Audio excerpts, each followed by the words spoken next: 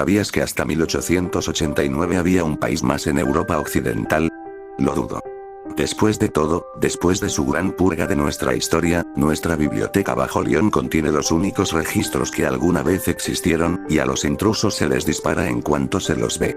El nombre del país no quedó registrado, solo que ocupaba tierras que conectaban Italia y la península ibérica, con colonias en Etiopía y Liberia. A juzgar por el número estimado de muertos, su población en el momento de su consumo era de unos 13 millones. Supongo que podría haber sido peor. Sin duda, es un precio pequeño a pagar cuando se negocia con una entidad que podría haber acabado fácilmente con toda la vida en la Tierra a menos que se llegara a un acuerdo satisfactorio. Incluso le ofrecimos todos los recuerdos colectivos de la humanidad sobre el país y sus habitantes. Pensó que solo estábamos endulzando el trato. No se dio cuenta de que en realidad solo estábamos haciendo que llevara a cabo la mayor operación de encubrimiento de la historia en nuestro nombre. Me estremezco al imaginar un destino así. Todo lo que conoces y amas devorado y olvidado por completo por el mundo. Me pregunto si las personas que conocieron a alguien de ese lugar aún podían sentir su ausencia, incluso si no podían recordarlo. Esa sensación abstracta y sin dirección de extrañar algo que nunca estuvo allí, como un hueco en un rompecabezas sin ninguna pieza para llenarlo. Pero lo que más me aterra es la posibilidad de que haya ocurrido de nuevo. Después de todo, hace apenas unos meses, me desperté una mañana y no pude evitar preguntarme por qué tenía un anillo en el dedo. Ese es el tipo de conocimiento con el que uno tiene que vivir cuando se jubila de una organización como la que una vez me empleó. Ha adoptado muchas formas a lo largo de la historia, adhiriéndose a organizaciones existentes como un parásito y desviando hombres y recursos, pero su versión actual se conoce como Equipo 6 de Respuesta a Incidentes de Interpol. Los que no están al tanto lo llaman IR6 y los que sí lo están, de EPSIX.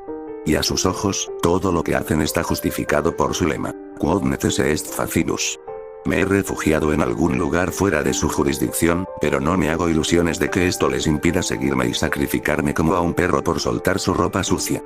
Pero el mundo necesita saberlo, y además, ¿qué me queda por perder?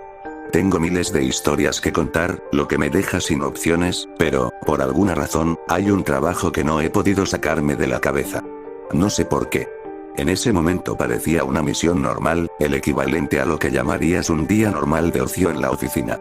Debería haber sido completamente olvidable, pero de alguna manera, todavía aparece en mis sueños hasta el día de hoy. En aquel entonces, mi apodo era Agente Barba Negra. No estaba en un buen estado mental cuando me reclutaron. No me había afeitado ni peinado el vello facial durante un año, y compararme con un viejo capitán pirata era en realidad una opción generosa en comparación con llamarme agente vagabundo, que habría sido más adecuado.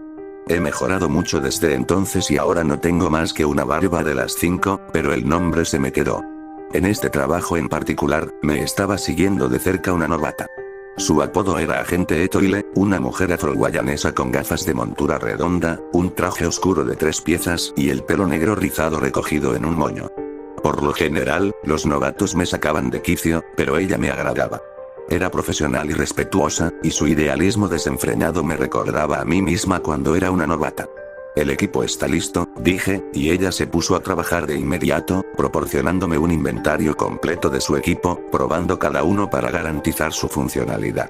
Me impresionó mucho lo meticulosamente organizado que estaba su equipo, mucho más limpio que mi desordenada mochila. Aún así, no me impresioné. De hecho, mi expresión era francamente decepcionada. ¿No te estás olvidando de algo, novato? Pude ver el momento exacto en que su corazón se hundió. Yo asentí. Dime, ¿cómo guardamos nuestras armas? Con manos temblorosas, sacó su Glock 19. Amartillada y lista, señor. No. Está amartillada, lista y preparada, novato. Fingí exasperación. Dios mío. No me digas que ya has olvidado una de las 3 reglas básicas. Fue una declaración absurda, pero la dije con suficiente confianza y fue lo suficientemente sensata como para que entrara en pánico y rebuscara entre sus bolsos en un intento frenético por averiguar qué demonios se había perdido. Lo siento, señor, no sé cómo, sin embargo, su pánico se convirtió en confusión cuando no pude evitar reírme a carcajadas. Ja. Tranquila, Etoile, solo te estoy tomando el pelo. Le di una palmada en la espalda. Un poco de novatada, eso es todo. Tu equipo es perfecto. Se quedó mirándome fijamente durante un rato. Ja. Hizo un intento poco entusiasta de fingir una risa. Nota para mí. No había mucho sentido del humor en esta ocasión, pensé. Nuestro vehículo serpenteaba por los callejones de París, pasando junto a manadas de drogadictos y señoritas de la noche, como si estuviéramos excavando en múltiples capas de suciedad hasta llegar finalmente al fondo de la ciudad, donde nadie se atreve a ir. Allí, manchado por la orina y el alcohol, había un contenedor de cemento sin marcar que ocultaba un túnel que conducía a las profundidades de la tierra. ¿Has estado alguna vez en las catacumbas, Etoile? No, señor, pero he oído mucho sobre ellos. Espero que no le tengas miedo a la oscuridad. O a algunos esqueletos. Claro que, si es así, probablemente este trabajo nunca fue para ti en primer lugar. Por supuesto. Puedo manejarlo. Sin embargo, no pudo ocultar el dejo de nerviosismo en su voz. Si se me permite preguntar, ¿por qué hemos venido aquí? Nuestros adivinos han informado que han detectado una actividad angelical de categoría 8 en algún lugar del norte de Alemania. Estamos aquí para encontrarnos con una amiga que nos ayudará a localizar exactamente dónde. Mantente cerca, le expliqué. Y, por supuesto, ella fue lo suficientemente inteligente como para quedarse a unos centímetros detrás de mí como un cachorro perdido mientras yo recorría esas tumbas laberínticas. Otra razón por la que me gustaba la novata. Las catacumbas de París son un mundo aparte. Esos mapas públicos que probablemente hayas visto en internet solo cubren el primer nivel, e incluso así solo la mitad. Nos aseguramos de eso. Después de todo, no queremos que cualquier ciudadano medio sepa que con unos pocos turnos, puede encontrarse con una anguila de 3 cabezas que concede deseos, o una comunidad de hombres topo caníbales, o un poltergeist que dice ser el fantasma de Margaret Thatcher. Hay todo un ecosistema sobrenatural ahí abajo para el que podría escribir novelas explicando, pero ese día en particular, no me importaba nada de eso. Me dirigí directamente hacia una sola entidad. Una diosa antigua que era una de las mayores aliadas de Dead Six, además de ser una de las criaturas más pútridas que jamás había visto. Nos referimos a esta entidad como el santo de los parásitos. Y fue exactamente tan agradable como suena. Tenía unos 10 metros de altura y estaba asentada sobre un pilar de hormigón que emergía de lo que parecía un pozo sin fondo. Parecía una mujer, más o menos, inmovilizada por su propia masa. La llamaría obesa mórbida, pero quizás sería más preciso decir que estaba hinchada, como los cuerpos pueden volverse abultados y distendidos por los gases reprimidos con el tiempo. De hecho, en general parecía y olía como un cadáver que hubiera estado pudriéndose y remojándose en las alcantarillas durante meses, y a través de la piel transparente y llena de viruela de su vientre, pude ver atisbos de gusanos intestinales del tamaño de pitones, junto a las siluetas de organismos aún más extraños. Debajo de eso había una serie de pústulas supurantes del tamaño de una pelota de baloncesto de las que los insectos succionaban como si fueran tetas. A Etoile se le acabó el almuerzo enseguida. No podía culparla. De hecho, había traído un balde para ese mismo propósito. Una vez que se hubo recompuesto, le mostré cómo hacer una reverencia de súplica. Mientras lo hacíamos, finalmente abrí la perrera, permitiendo que una cerda muy drogada saliera caminando como un pato borracho. Ambos nos cortamos las yemas de los dedos para marcar la frente de la cerda con nuestra sangre y se la presentamos a la diosa con un cántico ensayado. Dea furis vitae, convivium tibia fero, ut tuam infinitam famem extinguat. Mientras seguíamos cantando, un apéndice parecido a un tentáculo se escabulló perezosamente de entre los labios de la criatura, supurando baba mientras buscaba su comida. Es similar a la lengua de una rana, creo, y en el momento en que tocó al cerdo, lo agarró con esa sustancia pegajosa y comenzó a enrollarlo como lo haría un pescador. Me zumbaban los oídos por los chillidos aterrorizados del cerdo mientras era atraído hacia las fauces de la asquerosa criatura. No podía culparlo, en realidad. No puedo imaginar un destino más terrible. Pero en un instante, desapareció y sus chillidos se silenciaron, reemplazados por el suave zumbido de la bestia, la señal de que nuestra ofrenda había sido aceptada. Me puse de pie y declaré en voz alta: Obsecro fer sponsam rubram nobis. Hubo una larga pausa, y luego algo más emergió de entre los labios de la cosa. Era otra mujer, esta vez incluso más alta y delgada como un palo, con cabello largo y negro, luciendo 4 brazos y pintura corporal roja cubriendo cada centímetro de su piel que no estaba manchada por efluentes repugnantes. Cada parte de ella era demasiado larga, desde la cabeza y las extremidades hasta la boca y los ojos, como si hubieras tomado una fotografía de un ser humano y la hubieras estirado verticalmente unas 10 veces. Lentamente se liberó de la diosa de una manera que desafió la gravedad, y finalmente quedó suspendida horizontalmente sobre el pozo de abajo, sostenida por la cosa de la alcantarilla solo por sus pies. Miré fijamente esos ojos, cada uno casi tan alto como yo, y formulé mi pregunta: ¿Ubi est Spiritus Sanctus? Y ella comenzó a dar su respuesta en una forma antediluviana de lenguaje de señas, pasando robóticamente de un signo al siguiente. Y así, la sombría transacción terminó. Les agradecí humildemente a ambos por la información. La mujer roja regresó al lugar de donde había venido y la diosa nos despidió con una mirada impaciente. Mientras caminábamos de regreso a través de las catacumbas, me di cuenta de que Etoile todavía estaba sumida en un mareo nauseabundo, con el cerebro dando vueltas por la gran cantidad de cosas que acababa de presenciar. Pero lo disimuló como si no le molestara. ¿Sabes? No tienes que hacerte la dura, señalé. Quiero decir, ver lo que acabas de hacer por primera vez puede arruinarte muchísimo. Si quieres hablar de ello, solo dilo. No. Estoy bien. De verdad. Tosió y se dio la vuelta. Tú, me advertiste de todo esto de antemano. Ya sabes, cómo sería este trabajo. Me preparaste. Nada puede prepararte para tu primer encuentro con la santa de los parásitos. Seré honesto, cuando era un novato, la primera vez que la conocí comencé a llorar y a vomitar tan fuerte que arruiné todo el ritual. Le di una palmadita en la espalda. Lo hiciste bastante bien, considerando todo. Descubrí que contar una historia vergonzosa siempre era una buena manera de romper la tensión cuando se hablaba con principiantes. Y, efectivamente, ella se rió y pareció animarse. Gracias, señor. Le di una sonrisa irónica antes de volver a mi trabajo, consultando el mapa en mi teléfono. De todos modos, nuestro amigo nos señaló un pequeño club en las afueras de Berlín llamado Untote. Allí es donde encontraremos a nuestro ángel. Ella silbó. Vaya. Eso es asombroso, señor. ¿Cómo supo siquiera lo que estaba diciendo? Me rí. Los agentes de D6 como nosotros aprendemos muchísimos idiomas. Es prácticamente la única ventaja del trabajo. Y después de todo eso, me aseguré de que ella tuviera una sesión con el terapeuta designado por su D6 antes de nuestro vuelo a Berlín unas semanas después. Lo primero que noté en Untote es que estaba increíblemente tranquilo para una noche de Año Nuevo.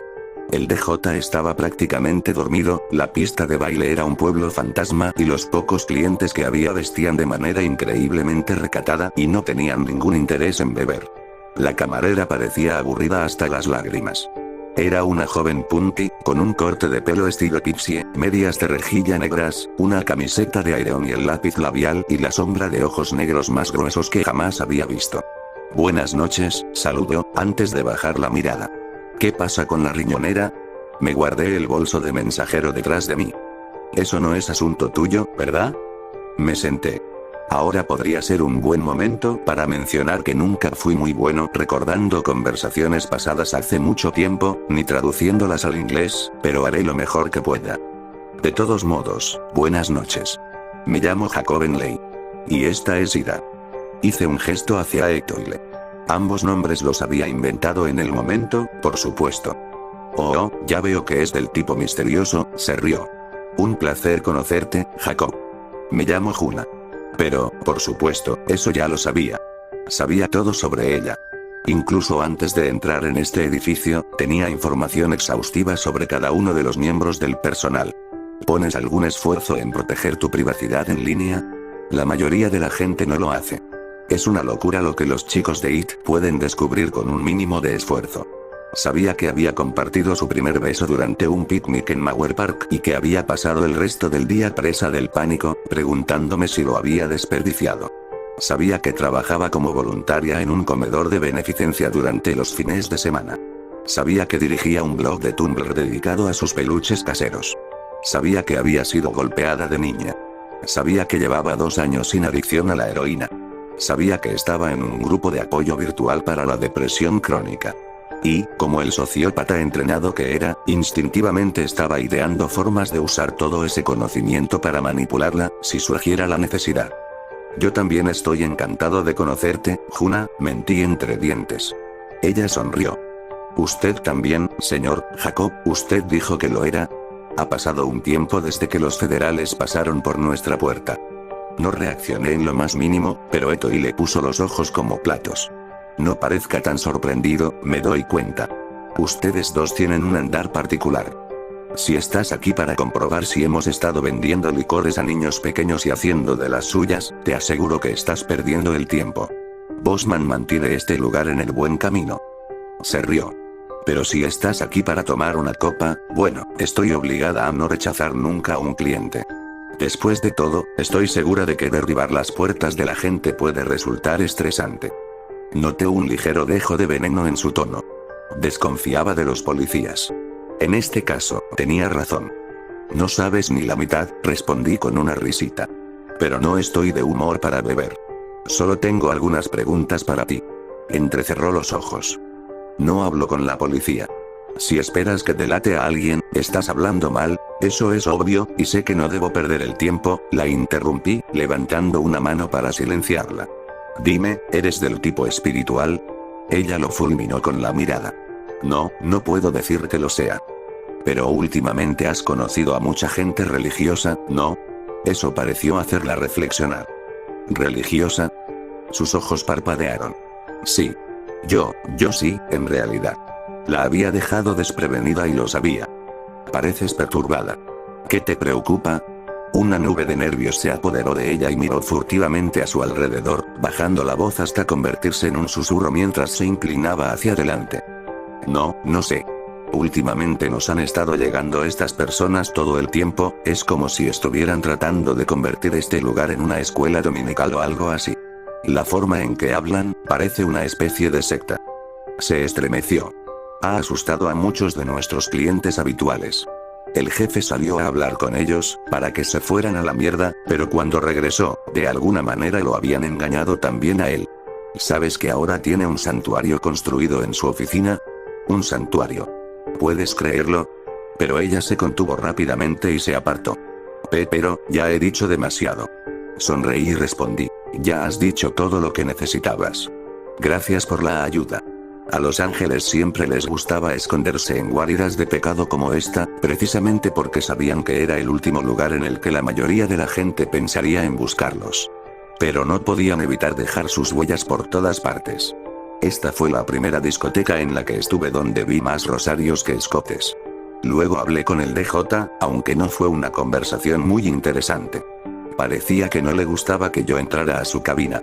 Señor, lo siento, pero no puede estar aquí arriba. Levanté una solapa de mi abrigo y saqué mi MP5 con silenciador de la funda que llevaba a mi lado.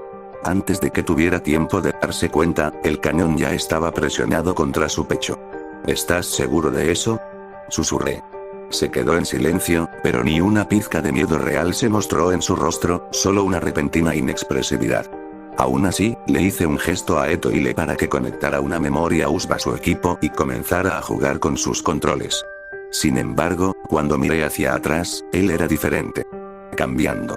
La carne comenzaba a estallar y burbujear, los ojos y los rasgos se desviaban lentamente de su lugar, su mirada atravesaba mi alma mientras protuberancias de carne comenzaban a sobresalir de su cabeza y a tomar formas que la naturaleza nunca antes había considerado adecuadas para crear. No lo dudé. Bastó un solo golpe para convertir su cabeza en tiras de carne destrozadas. Lo que pasa con los silenciadores es que, si bien no son tan silenciosos como en las películas, son muy buenos para hacer que el sonido de un disparo sea menos reconocible para los oídos inexpertos. Hay una razón por la que programamos esta operación para que coincidiera con los fuegos artificiales de Año Nuevo. Aún así, los clientes levantaron la cabeza, sorprendidos y confundidos por el estruendo del estampido sónico. Etoile solo tardó un momento más en terminar su trabajo, y el jazz suave del club fue reemplazado por una lectura de Inoa Satana de Giosuè Carducci, un poema del siglo XIX diseñado específicamente para poner frenéticos a los ángeles y a su rebaño. Los resultados fueron tan predecibles como inmediatos. Las cosas parecían estar angustiadas físicamente por la blasfemia, retorciéndose y gimiendo como vampiros al sol. Y mientras gemían, comenzaron a cambiar, como si su propia carne comenzara a golpear contra el sonido. Se derritió y se deformó, como el metal que fluye en una forma fluida fundida antes de solidificarse en sus formas verdaderas. ¿Has visto alguna vez los cristales de bismuto? ¿Cómo se forman esas formas geométricas cúbicas caóticas, alineadas con patrones intrincados que casi parecen fractales? Imagina algo así, pero recubierto con una capa densa de carne, ojos, bocas, orejas y mechones de pelo dispuestos al azar sobre su superficie. Ahora tienes una imagen mental aproximada de en qué se había transformado la cabeza de cada uno de los clientes del club, mientras todos cantaban y coreaban en un coro antinatural, una y otra vez. Santo, santo, santo es el Señor de los ejércitos. El único ser humano que quedaba era Juna, que tenía esa expresión reveladora de una persona cuya percepción de la realidad se desmorona a su alrededor. No podía imaginar cómo debía ser para ella. Incluso yo, con mi experiencia, sentí un escalofrío recorrer mi columna al ver a la multitud y apreté la mandíbula para reprimir el terror que me invadía. Todos se pusieron a trabajar para conseguir armas improvisadas donde pudieran, sin dejarse intimidar por las balas que silbaban por el club mientras abríamos fuego desde la cabina del DJ. Cada bala parecía destrozarles partes como si fueran cristales rotos, pero aún así parecía que hacían falta 2 o 3 ráfagas cortas para derribarlos. En un segundo habían acortado la distancia y amenazaron con rodear la estación, lo que nos obligó a reposicionarnos. Eto le abrió el camino mientras yo los mantenía alejados de nuestros flancos. Lo que les faltaba en armamento lo compensaban con tenacidad, cargando contra nosotros sin miedo ni dolor. Yo les di golpes en las rodillas para frenar su avance implacable. Nos posicionamos detrás de la barra y, en ese momento, estaban tan cerca que tuve que agarrar a uno por el cuello para evitar que me clavara una cuchilla, estrellándolo contra la barra y descargando 9 balas en su pecho. Finalmente, el arma de Eto se quedó en silencio y supuse que se había quedado sin munición, antes de darme cuenta de que, como el corazón sangrante que era, se había distraído consolando a Juna, que estaba acurrucada en posición fetal sollozando debajo de la barra. Oh Dios, ¿qué diablos está pasando? ¿Qué es? Oh, por favor, Dios, no quiero morir, por favor no me dejes morir. Eto se había arrodillado y le había puesto una mano en el hombro. Te vamos a sacar de aquí, ¿vale? Quédate agachada y mantén tu, grité. Eto mira hacia arriba. Ella levantó la vista justo a tiempo de ver al bicho que se dirigía hacia ella con un cuchillo en la mano. Sacó su Glock en un instante y le disparó 6 balas en el pecho y 4 más en el cráneo una vez que estuvo en el suelo. La marea de la batalla comenzó a cambiar a medida que sus números menguaban. Su falta de instinto de supervivencia se convirtió en su debilidad, ya que prácticamente marcharon hacia nuestras líneas de fuego con desenfreno. Pronto tuvieron que tropezar con los cuerpos destrozados de sus propios compatriotas solo para llegar a la barra. Eto y yo nos sincronizamos perfectamente, actuando como uno solo, cubriéndonos los flancos mutuamente y calculando el tiempo de nuestras recargas. Y justo cuando la batalla parecía ganada, como si fuera una señal, otra figura salió tambaleándose lentamente de la oficina del gerente. El jefe al que Juna se había referido antes parecía un hombre bajo y corpulento, que vestía lo que alguna vez había sido un bonito traje, si no fuera porque ahora estaba manchado con trozos de carne.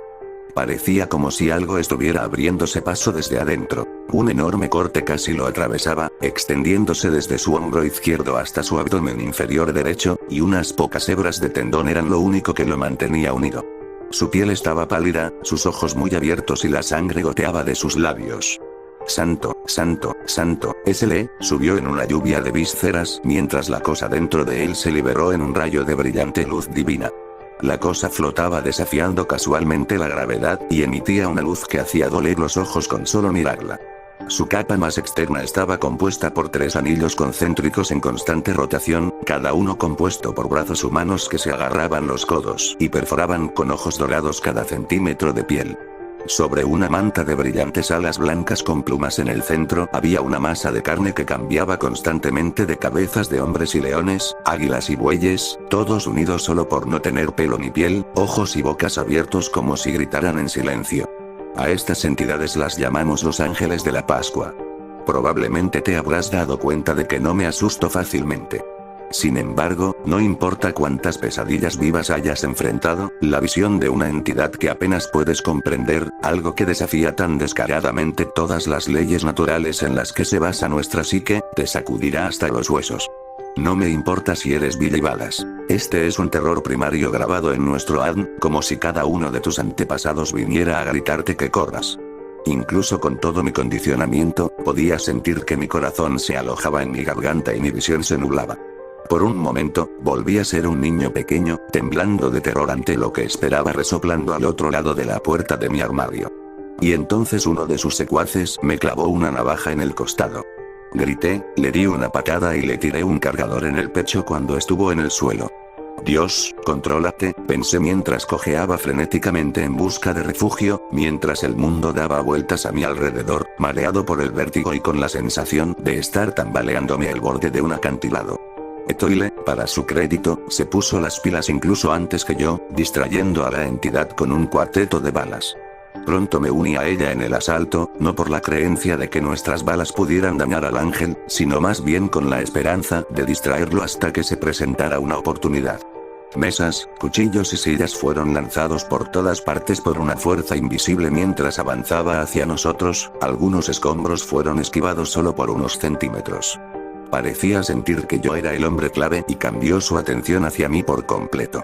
Cada uno de sus miles de ojos se encontró con los míos, y de repente me envolvió una luz cegadora. Entonces, un sonido me golpeó como un maremoto. Yo era el único que podía oírlo, pero a mí me pareció lo suficientemente potente como para hacerme retroceder como una onda expansiva, tan ensordecedora en su cacofonía que incluso los disparos habían sonado como susurros en comparación. Mis oídos zumbaron con 1.000.000 de voces divinas que me exigían que terminara con mi propia vida en nombre de todo lo que es bueno y sagrado. Mi cuerpo comenzó a moverse por su propia cuenta, actuando sin la intervención de mi cerebro, levantando lentamente mi arma hacia mi barbilla, pero Etoile me tiró al suelo justo un instante antes de que pudiera apretar el gatillo. Al final, fue Juna quien nos salvó. No con intención, sino más bien con la sarta de blasfemias y profanidades que brotaron naturalmente de su boca al ver el horror insondable que se cernía sobre ella. La cosa pareció hacer una mueca de dolor, como si le dolieran sus palabras, y sus innumerables ojos se volvieron hacia ella. Antes de que tuviera tiempo de lamentar su error, la criatura ya estaba sobre ella.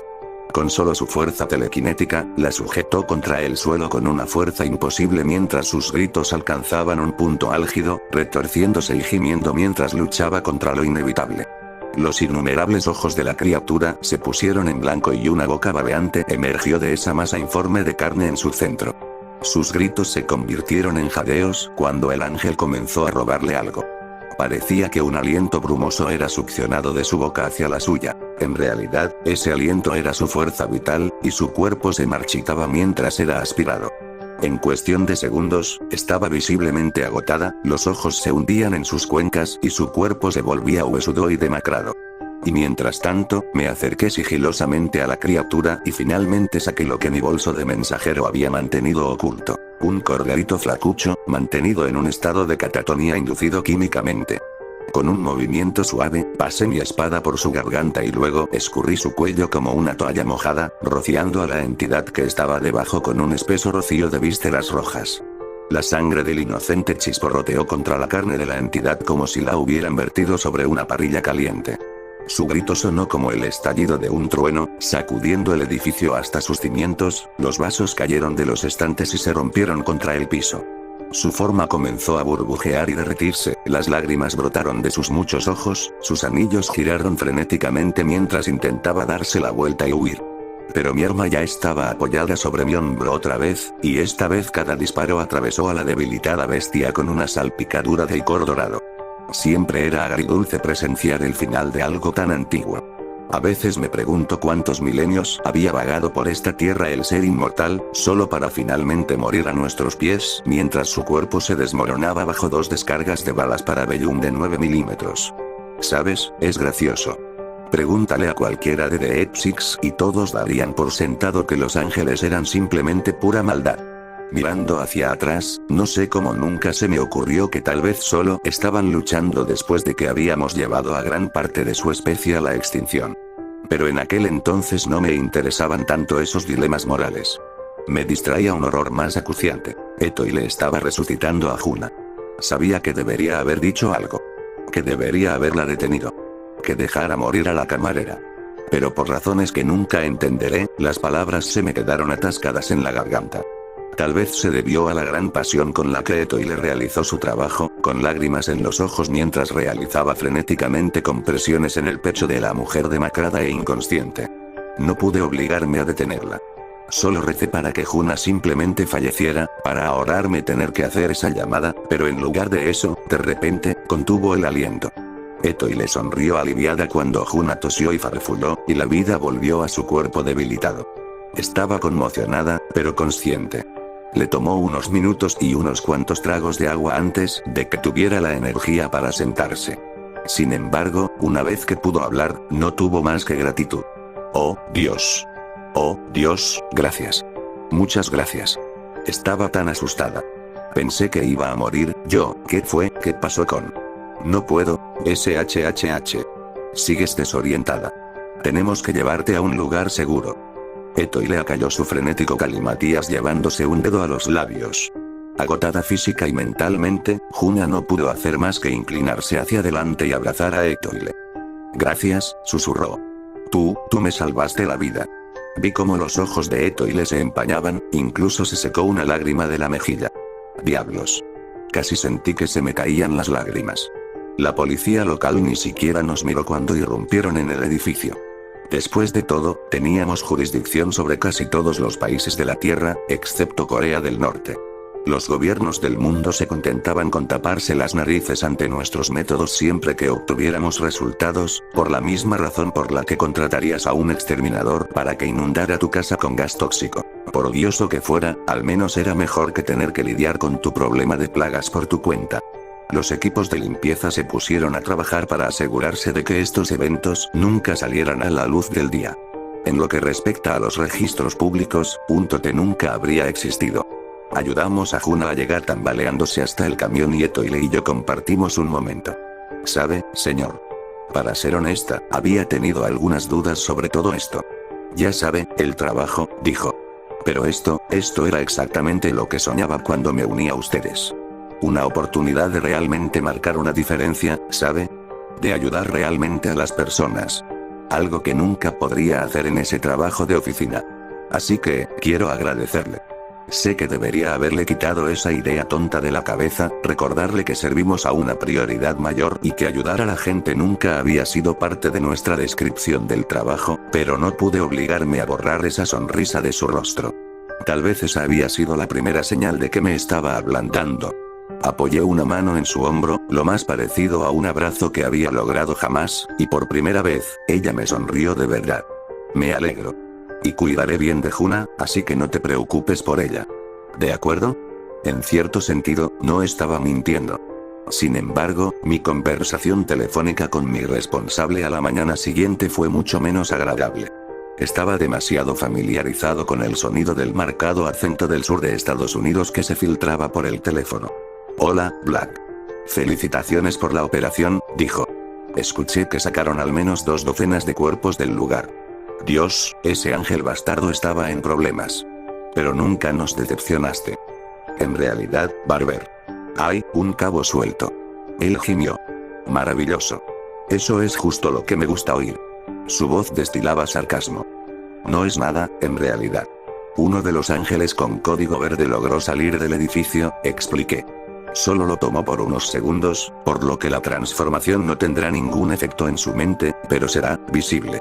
En 48 horas, estará, como un maldito cartel ambulante que grita sobrenatural, interrumpió. ¿Te importaría decirme cómo diablos logró salir de allí con vida? El agente Etoile la rescató, señor. Diablos. Casi la rescató del borde de la muerte. Hubo una larga pausa, y luego una burla, como si no pudiera creer ni una palabra de lo que estaba escuchando. Bueno, ¿por qué demonios haría algo así? Suspiré y tomé aire profundamente. Realmente no quería tener esa conversación en ese momento. Mira, tengo el código verde aquí mismo. Me ocuparé de ella yo mismo. Alzó la voz. ¡No! No, olvídate de eso. Etoile ya es una niña grande, dile que vaya a limpiar su propio maldito desastre. No está lista, Barber, afirmé. Todavía no. Pronto. Se quedó callado a regañadientes. Sabía a qué me refería. Siempre trabajamos con los novatos lentamente, como en la vieja parábola de la rana en la olla hirviendo. Descorrimos la cortina gradualmente, centímetro a centímetro, para que no se dieran cuenta de lo profundamente que los estaban atrayendo hacia el fango. Los estudiamos, formamos un perfil psicológico y determinamos exactamente cómo engañarlos, manipularlos, explotar sus miedos e inseguridades, cómo quebrarlos hasta que estén completamente bajo nuestro control.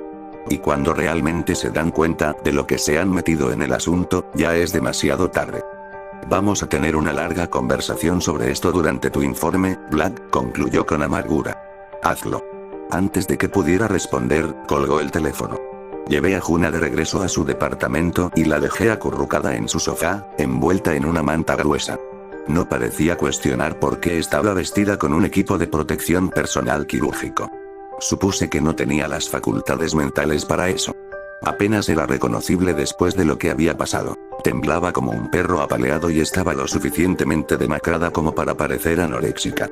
Todavía no entiendo lo que vi. Nunca pensé que algo así pudiera existir. ¿Esas cosas eran siquiera personas? Le di una palmadita en la espalda. Tranquilízate y relájate. Todo se explicará con el tiempo, cuando estés bien. Te pondremos bajo el programa de protección de la agencia, que se hará cargo de tu tratamiento y se asegurará de que nada anormal pueda volver a encontrarte. Hice una pausa. Pareces fatigada. ¿Quieres que te prepare un poco de café? ¿Té? Ella asintió. Solo agua. Me dedicó una débil sonrisa mientras me dirigía a la cocina. Muchas gracias por todo esto. De verdad. Se me hizo un nudo en el estómago al oír sus palabras. Por favor, no me des las gracias. Le preparé un vaso de agua fría tal como me pidió, pero le incluí un ingrediente extra. La gente lo llama sangre de sirena, pero es solo un apodo ingenioso.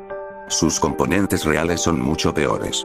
Brillaba con un color rosa brillante al mezclarse en el vaso, pero solo hizo falta revolverlo un poco para que se volviera completamente invisible. No pareció notar nada extraño cuando tomó el primer sorbo, pero de repente sintió un mareo y el vaso se le cayó de la mano. ¿Cómo te sientes? ¿Mejor? Le pregunté. Siento, se quedó en silencio, sus ojos se desenfocaron como si estuvieran contemplando algo a 1.000.000 de kilómetros de distancia. Lo había visto 1.000.000 de veces antes. La forma en que todos los pensamientos, todas las inhibiciones, abandonan la mente de quien consume la sustancia. Aún así, nunca dejaba de provocarme escalofríos en la columna vertebral. Lo puse a prueba. Levanta ambas manos frente a tu cara. Ella lo hizo, sin pensarlo 2 veces.